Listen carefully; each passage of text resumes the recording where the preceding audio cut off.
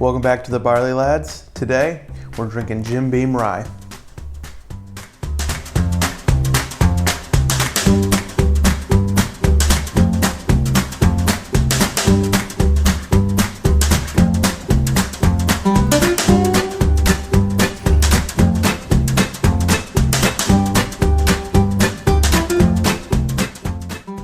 This is Jim Beam Rye, labeled as pre-prohibition style.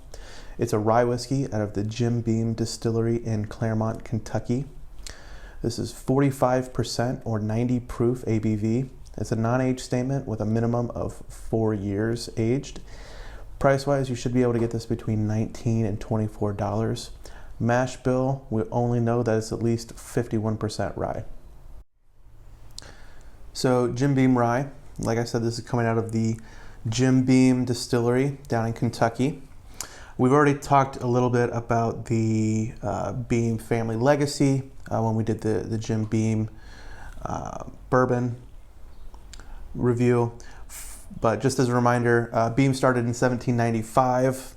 They are on the 7th generation of the Beam family that has been producing the Jim Beam line of whiskeys. Originally, the bourbon was called Old Tub.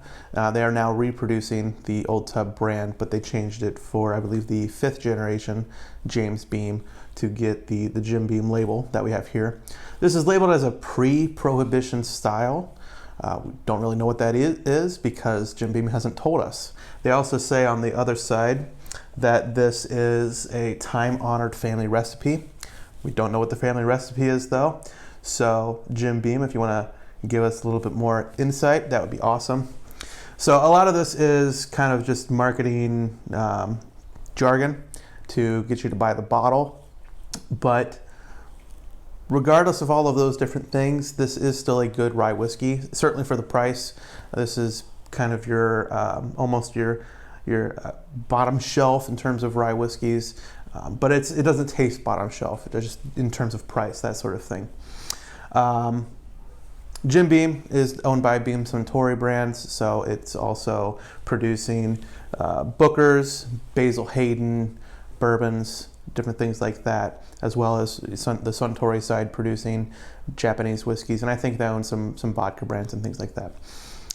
The bourbon is produced in a column still, which is then put into a doubler, so it's twice distilled. So we assume that this rye is produced in the same manner. We believe that it's coming from the same distillery, so the same manner. So with the rye, this is our first rye that we're reviewing. It's going to be a little different in terms of spicy, almost herbal notes. I don't pick up a ton of herbal notes here, though, but it's certainly the rye spice is there. I get some caramel, definitely some baking spices like nutmeg or maybe a little cinnamon, black pepper.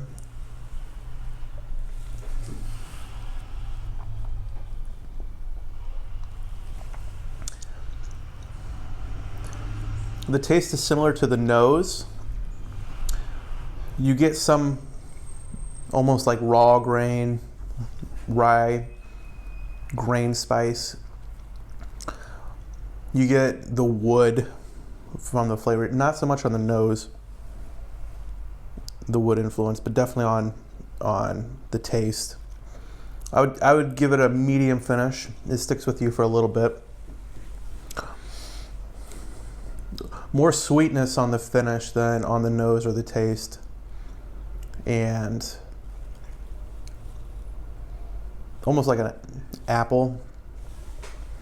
90 proof, you do get a little bit more than your 80 proof ryes and bourbons, so you get a little bit more flavor there, but nothing off-putting. It's still very smooth for a 90 proof, somewhat young bottling. You can't have color added in rye, just like bourbon, so you're getting all this color from the barrels.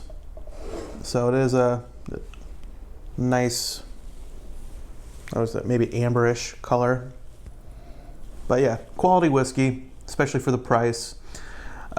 We want to know more about it, So that would be fantastic to know actually what the mash bill is, what this pre-prohibition style actually means, instead of the marketing BS. That's really what it is. But again, you're getting a good whiskey for the price.